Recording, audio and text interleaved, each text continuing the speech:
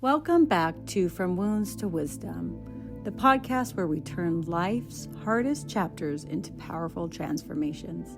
Today's guest had it all: the perfect body, the perfect brand, the perfect lie. Derek Newborn's life looked flawless, but the truth, it was crumbling. Today he exposes the pain behind the picture and the faith that saved him. If your life looks perfect but feels hollow, this episode's your wake-up call. Stay tuned. You're about to hear what it really takes to shed the image, face the pain, and find your true self.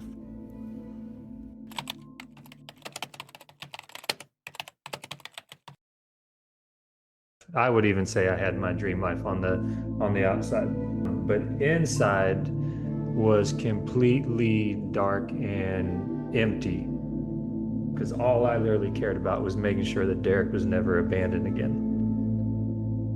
The mental hospital was the main turning point. I've been to rock bottom, right? As far like you can't get lower than trying to take your own life. Understanding that, number one, I opened my eyes, so I'm here for a reason. Yeah. Right? God doesn't make mistakes. And so I just get curious about what that reason is.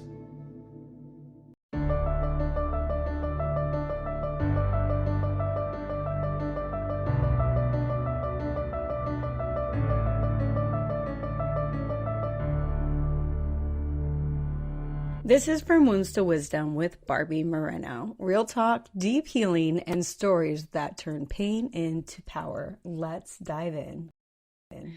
Hi, and welcome to the podcast From Wounds to Wisdom. This is your host, Barbie Moreno. And today's guest is Derek Newborn, once named one of Florida's top personal trainers and a featured fitness model. On the outside, he looked unstoppable. But behind the image was a man battling self-sabotage, body shame, emotional numbness, and spiritual emptiness. A near fatal breakdown, Derek chose to dismantle the persona that was destroying him and rebuild from radical truth and spiritual integrity. Now he helps high achieving women heal from toxic relationships and emotional burnout, guiding them back to their God-given identity. This conversation is a powerful reminder: no matter how far you've fallen, you can rise, reclaim, and thrive. Thank you for being here, Derek. Thank you for having me. I'm excited to be here. From our conversation before, I know that you've got some stuff that from your childhood and things like that, but I kind of wanted to like address the idea that people who seem to have it all on the outside, right? Then it's like people look at you and you're like, really? Like how's life so hard for you? So can you talk to us about like what was going on the inside after you're going through, you're a fitness model, you're doing all of these things. Yeah. Everybody's like, Yeah. looking at you. How does somebody like that have problems? And then probably you don't get a lot of sympathy, I would imagine, with Yeah, well, like you said, on the outside, I was living my dream life. I would even say I had my dream life on the outside.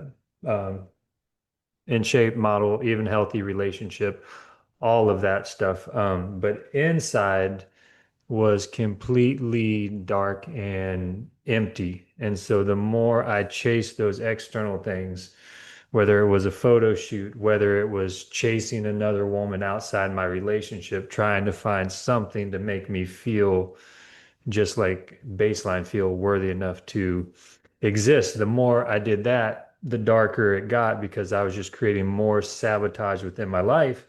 And given my external world, I knew that if I went to somebody and was like, hey, I'm struggling with this, most people around me would be like, what do you have to be right.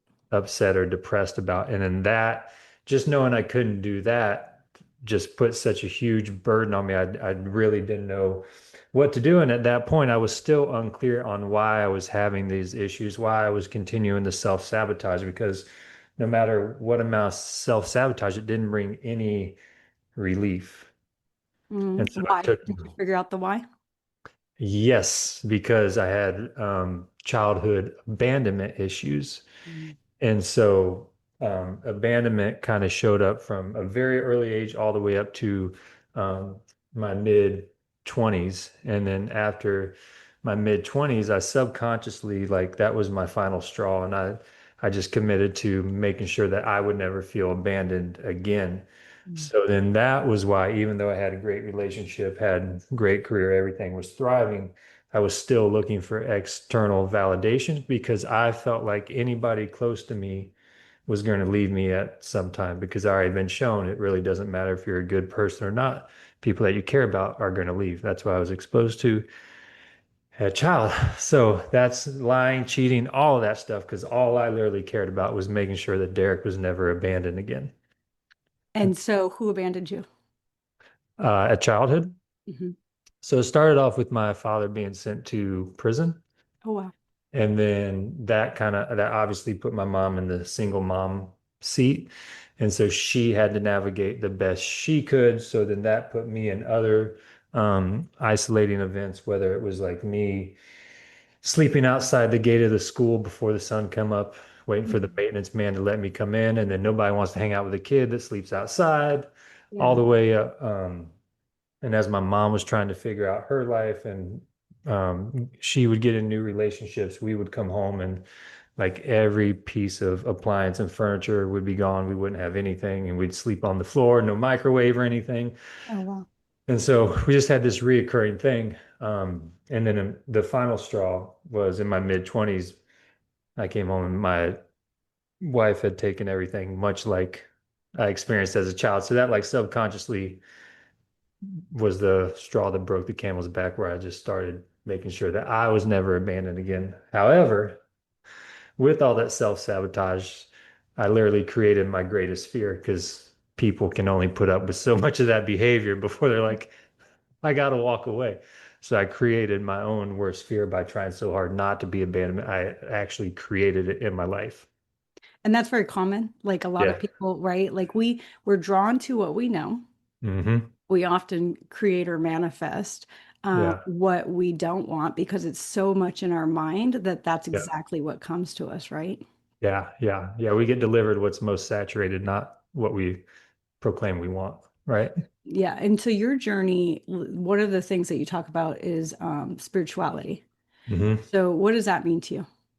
Spirituality, it means that we were put here with a specific intent and purpose with our um, creator's idea. And so spirituality means that version of us that was put on this earth never actually goes away. It's always there. Now, we can try to run from it, we can put on costumes to disconnect from it, but it's always there. And that's usually if you're ever searching for healing or change or transformation, if you can return back to the person that was put on this earth as God intended, it will usually have all the healing answers for you. When you were struggling, was that part of your life or did you find that later? No, I found that later. That came after the suicide attempt, after some time in the mental hospital Mm. before I started rediscovering heading that direction. What brought I mean, obviously your childhood sounded, like it was like pretty traumatic. I mean, you come home, there's nothing there. You have a wife then who does the exact same thing to you. What was Yeah. the thing that pushed you to, I mean, I'm sure it wasn't one thing, but accumulation, but what put you in that place where you're like, I just can't do this anymore? It was really just looking around and seeing all the self-destruction and pain and hurt that I'd caused, not only myself, but everybody around me, including my immediate family, my girlfriend at the time, all of that stuff.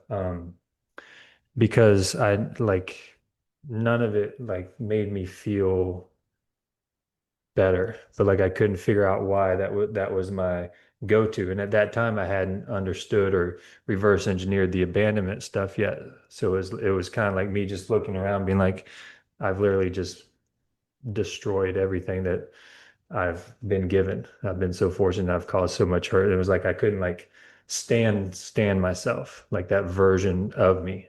And I Yeah. think the depression, the going back and forth was literally like my spirit saying, let that version of you go.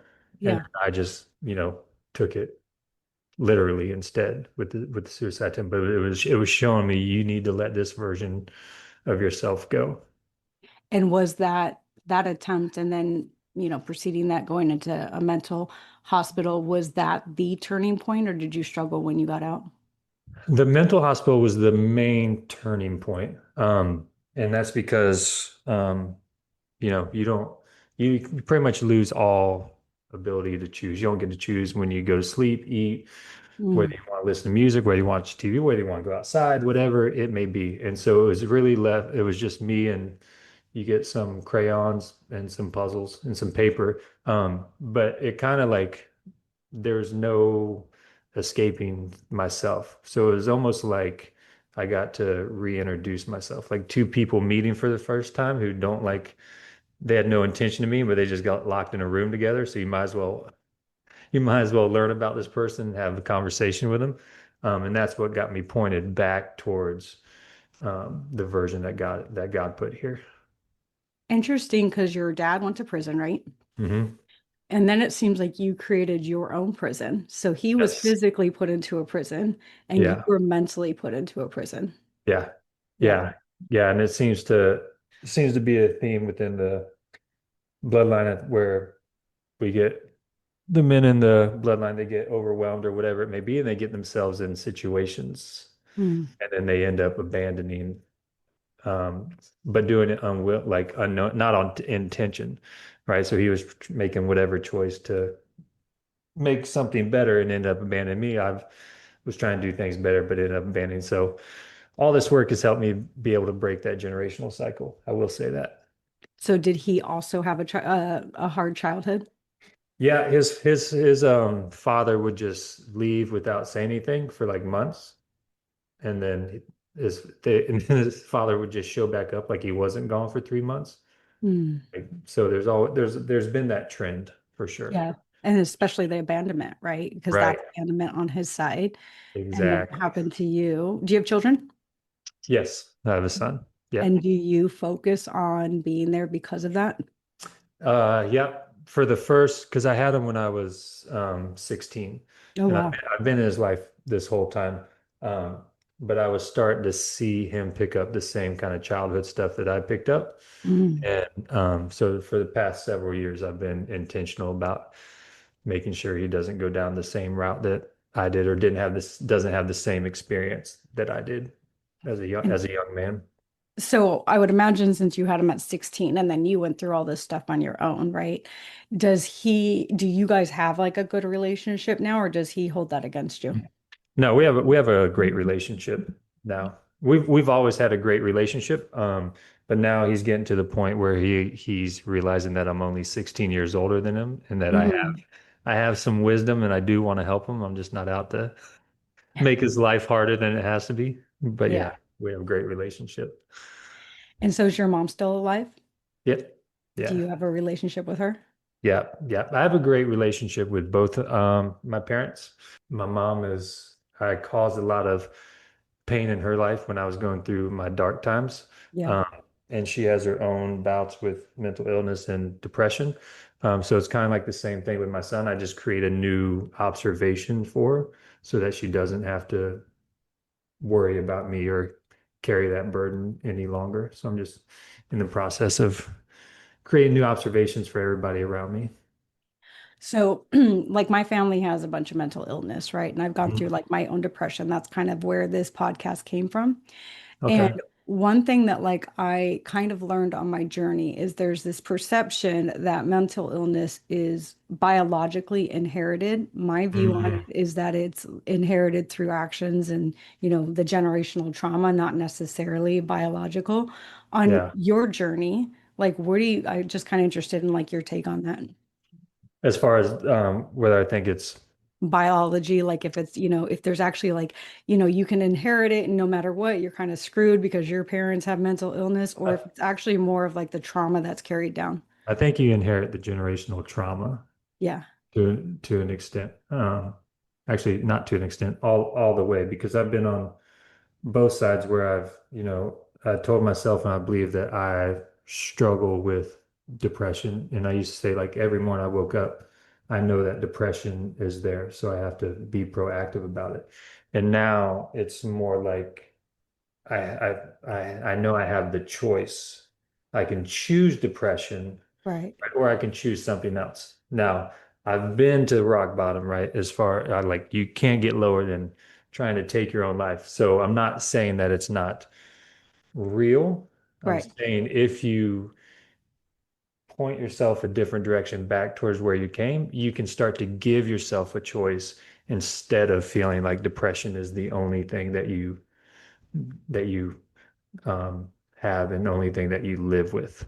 I promise you, there's another lane right next to depression. I Yeah. promise. But yeah, I feel like you pick it up through trauma more Through than the trauma. anything. Yeah. Yeah.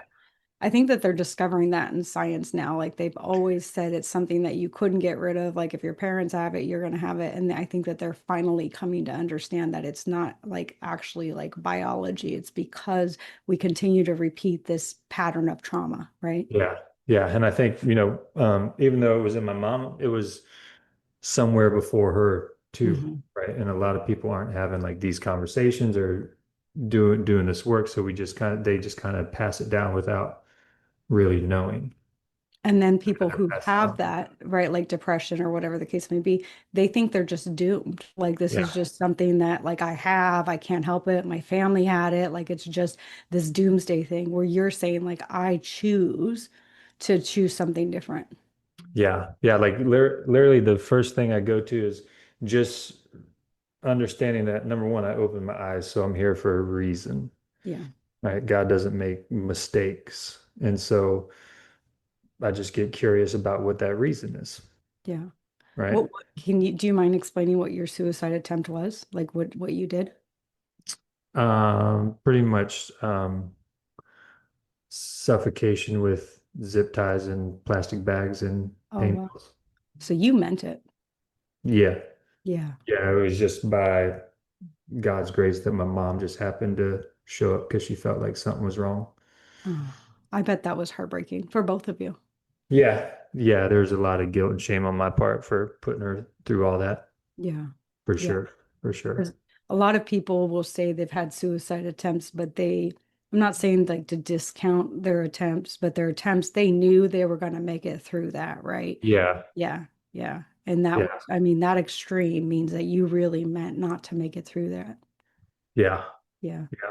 Yeah. It was crazy because at that time I lived in a gated community. So you had to like call me to get in. Hmm. But she had just happened to drop by, and it just so happened completely random that the gate was open. Yeah. So And not random. yeah, right. Yeah. Yeah, Totally not random, right? yeah, yeah. So, Where do you go from that, going to a mental institute, to being where you are today, helping other people?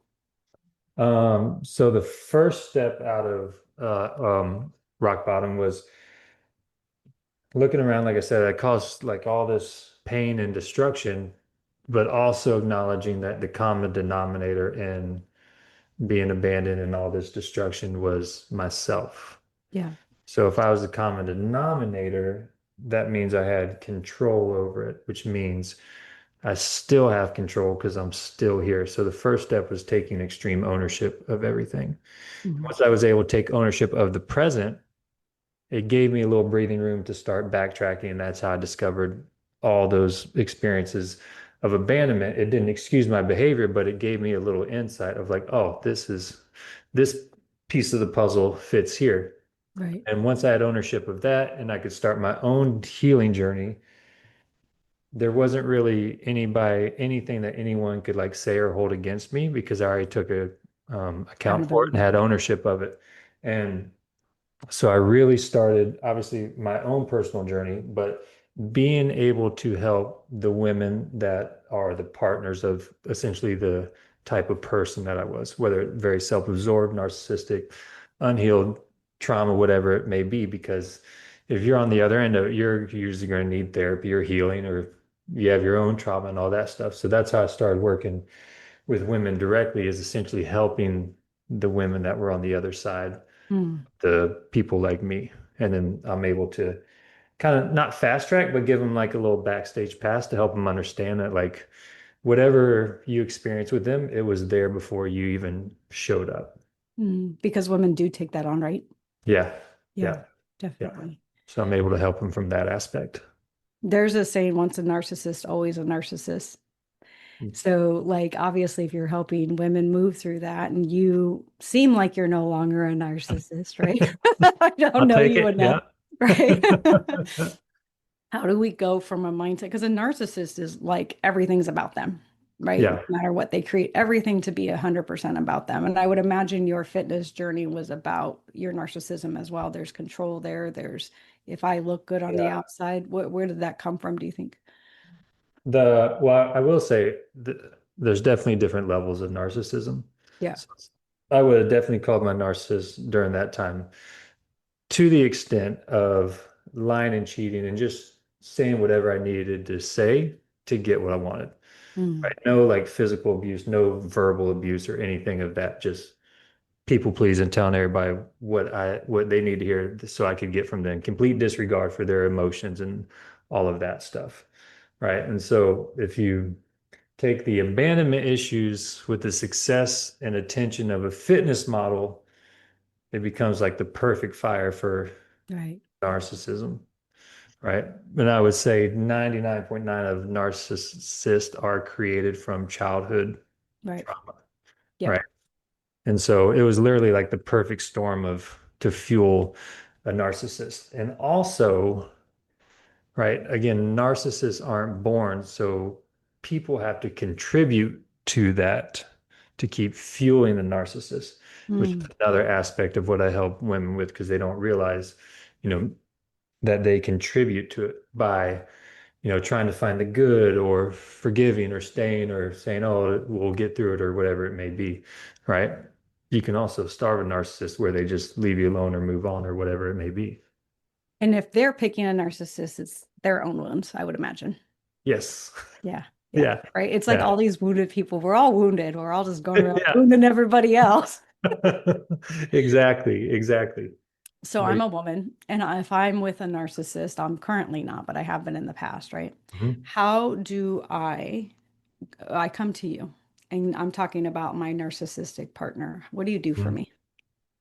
What's your goal? To break free or you just venting to me or what? Well, let's play it both ways. Let's say I am glutton for punishment and I want to fix him. Okay. Yeah. Okay. Okay.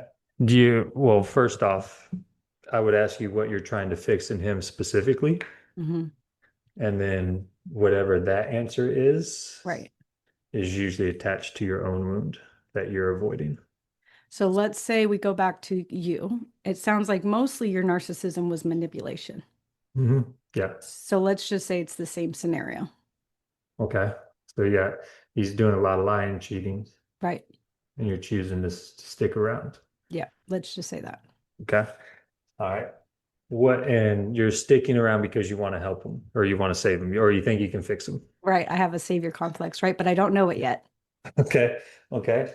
Has there been lying and cheating in your parents' Mm. relationship?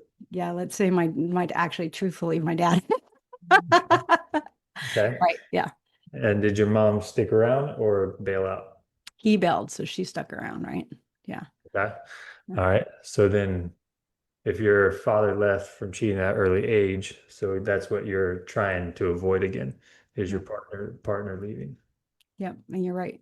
That's exactly what happened, right? He left at an early age. So then you're trying to fix it so that they don't leave. Hmm. Yeah. Yeah. And Interesting. so essentially every time all you're doing is essentially giving up yourself Hmm. for the sake of others because the last thing you spiritually ever want to experience is one of the closest people to you leaving. Goes back to Again, you'll do abandonment. whatever. It doesn't matter if they lie, it doesn't matter how many times they cheat. We're gonna make this work. I'm gonna fix them. So it's my own version of abandonment, right? Hmm. Hmm. Yeah. Same And thing. then so you're dealing with that version of abandonment. Meanwhile, by you staying, you're pretty much telling me that my behavior is acceptable. So Hmm. you're also validating me. So then I can validate my own stuff. And then now I don't ever have to face anything. So now you're doing both of us a disservice. So now we're drowning each other. Hmm. So let's play the game that women do all the time. Well, Okay. he does X, Y, and Z. He cheats and he manipulates, but he's really a good person. right? Yeah. Because women will do that all day long, right? Like he does X and we excuse it and then we're like, but really, like people don't know he's really a great person. I would ask you if you believe that you're a good person. Uh, Yeah. obviously not too much, right? If I'm sticking with it. Yeah. Yeah. Yeah. So how would you coach me? Based on that. Say based on that scenario. Yeah. So first thing I would have you do would you would write down all the negative things you say to yourself when things go wrong in the relationship. Mm, And then we would flip those to the exact opposite because whatever negative things pop up in your head, they weren't there when you were put on this earth. So they had to come from somewhere. You didn't mm, just make them up. So we would flip them on the opposite because if we flip the negatives on the opposite, we can see where your natural gifts and beliefs formed based on the positive. But we have to start with the negative because everybody knows the negative and not the positive. And then you would start to see how many times you say these specific negative statements, and you'd be able to see that whatever experience caused those negative statements is actually attached to that positive, to your gifts and your purpose. mm, And then once you start to learn that about yourself, then we'd be able to reverse engineer when was the first time this belief showed up through time working together.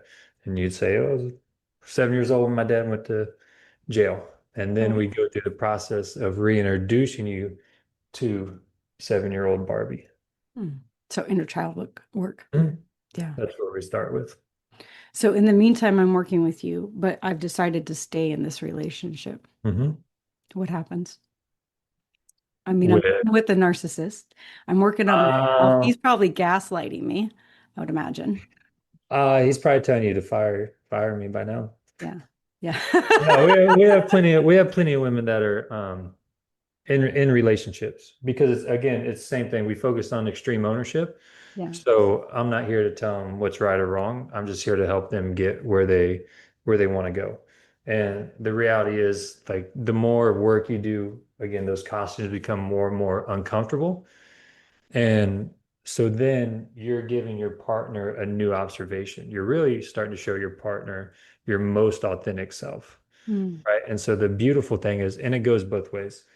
The beautiful thing is they get to decide whether they want to be a part of that. So they'll either reject it, and you'll naturally feel that somebody's rejecting the most authentic version of you. So you're mm, not going to like want to stick around for that. Or they'll be curious about this new version and start to dive into their own stuff based on the woman you're becoming. mm. How often does that happen? I would say it's about 50-50. That's good. I mean, those are pretty good odds, right? Yeah. Yeah. And some women kind of do their work in private and not share it with their partner. Other women share it with their partner in hopes of their partner doing the same thing. Hmm. But the best thing you can do for yourself and the partner is do the work. Do you ever work with the partner side of it, the male side of Yeah. it? Yeah. Yeah. Because you can understand where they're coming from. I can hit both sides. I can hit Yeah. both sides. But Yeah. same thing that I can help him because usually they're quote unquote successful on the outside, but have some guilt and shame and some stuff they're not proud of. And then I can meet them in that space without having to tell them what's right or wrong or anything and help them understand where it actually comes from. And then once they see it was from way back then they can give themselves some grace. And now they want to be a better person, want to be a better partner, want to contribute more to the relationship instead of like trying to avoid it. So you said you have a good relationship with both your parents. Hmm. Do your parents own their past? Yes. Yes. My mom does. My dad, he still hasn't like apologized or anything, but he's one of those people that's like, just, just Move happy on. and grateful and to each his own. I'm not here to change him. That's like I said, I'm here to take ownership for what I can. I'm not going to let that hold back a loving, nurturing relationship with him. So I would say they do for the most part, but It sounds like you have forgiven everything. Yeah. Yeah. Yeah. Yeah. And do you teach people? Because one thing that I've noticed is that if you don't forgive, you can't move on. Yeah, forgiveness is a huge thing, and I have in-person retreats each year, and we go deep into forgiveness. And I think a lot of times people don't understand what forgiveness is because they think if they forgive somebody, it means reconciliation, or if they forgive somebody, that means it erases the pain, or if they forgive somebody, it means we condone their behavior. Right. And it doesn't obviously mean any of that, right? The forgiveness is to set ourselves free, that we're no longer willing to carry these things with us, right? They think forgiveness means reconciliation. Right. Reconciliation takes two, forgiveness only takes one, right? Forgiveness doesn't eliminate the pain, but it definitely unforgiveness keeps you from healing from the pain. And I also think like as you heal, you begin to understand everybody else's journey, right? Yeah, that's one of the greatest gifts of like the amount of grace and compassion and not taking things personal from other people. Because like you said, most of us, we're all just showing up with masks and costumes and wounds and Right. trying to figure everything out. Right. Yeah. And so once you see that, you're like, it's okay. I hear you. I see where you're coming It's from. I always call it a costume too. So I feel Yeah. I like that like, analogy of the costume. Um, Yeah. my 11-year-old son, he always says, my costume, because he knows like this is not who he is, right? Like this is just Mm. how he's showing up in this world, even if like it is, He's way ahead of the game. well, he has me. It's not to toot my own horn. He's way ahead of the game. Good for But him. I have an older child and she was with me as I was discovering myself. That's why I was asking Mm. your child, right? Because it's like as they go on the journey, they get to see you um, transform and change your view, but they still got the old you. Yeah, Yeah. that's very true. That's very true. Yeah. Yeah. And my son he's seen both versions. He's seen the isolated depressed version and he sees this version and he's starting to mirror he's coming out of the old version that he observed, starting Nice. to lean into the new version. And that must be satisfying for you. It is. It is. It Yeah. is. What's your relationship now? You said you have a girlfriend. How is that? Yeah. Yeah. My girlfriend, now we've been dating like 7 or 8 months Hmm. because for a while after the healing rock bottom, I was solo and like isolated and thought I didn't deserve love and all that stuff. And now it's really freeing because of my whole journey. Like no matter what happens with this relationship or relationships in general, knowing that nobody can it won't be because of lying or cheating or narcissism that the relationship ends if it does end. And so having that level of freedom with myself to be transparent and operate from honesty is something I think that's super rare and unique because I don't have anything to hide and I've kind of done the work where most people get into relationships and then try to do the work Right. in the relationship where I can just kind of show up as is. And you're not, I would imagine at this point, not looking for her to solve your problems or fill a need, right? Because oftentimes people Yeah. get into Yeah. relationships and they're like, oh, this person can like, fill this Yeah. need that I'm lacking. Yeah. Yeah. No, there's definitely no needs to be filled. I wasn't even like looking for a partner or a relationship. Um, and so it's not like you said, it's not a band-aid or anything. It's just simply because it adds value to my life and vice versa. Nice. Do you talk to your ex-wife? No. Yeah, that's just a relationship that's not gonna, Yeah. yeah, yeah. Yeah. I can understand that. I don't talk to my ex either. Yeah. Sometimes you just have to move on, right? Yeah. There's not much to say. Yeah, definitely. Well, and they knew a different version of you. And so it's very hard to try to explain. I mean, obviously that person's not perfect either, right? But Yeah. it's hard to explain or when somebody knows something, that's what they that's who they think you are Hmm. for the Hmm. most part, right? So Yeah. oftentimes I found in this journey, even like the people who, are still in your life, oftentimes still see you the way that you were, even if you've transformed in many, many different ways, right? Yeah. I battled that for a while. But even with my ex who took the brunt of all that stuff, apologized, explained to her the abandonment thing that, I loved her, but the only thing I loved more than that was myself and not being abandoned, which did all that. And then I went about my healing journey, right? And Hmm. it doesn't matter how much healing you do, that doesn't mean somebody's gonna forgive you or accept you back into their life. They have their own prerogative. And Right. that's you can always tell if your healing journey's in the right place. Because some people are like, I did all this stuff and they still won't accept me. I'm like, Mhm. Right. It's not yeah, about that acceptance. It's about self-acceptance, right? yeah, Yeah. yeah, But that's a journey and that's part of it, right? Because I think yeah. in the beginning we want everybody to be like, you want to be like, Look look, at I'm me. doing all this Yeah. work, give me attention. Like, yeah, Yeah. right. Yeah. I did that for a short time for sure. I was like, look at all this work I'm doing. So what would you tell people? I know you specifically work with women, obviously men too, but specifically put that goal towards working with women. So Mhm. what would you tell the women out there? Like, what is your wisdom? And just in general. Yeah, I mean, you went through life, right? You have Yeah. all these wounds. You Yeah. are now helping people. So, what wisdom can you just offer to our listeners that will be like, I mean, I'm not putting you on the spot, but I am. But give us like, something we can take away with. What have you learned? Like, what can you share?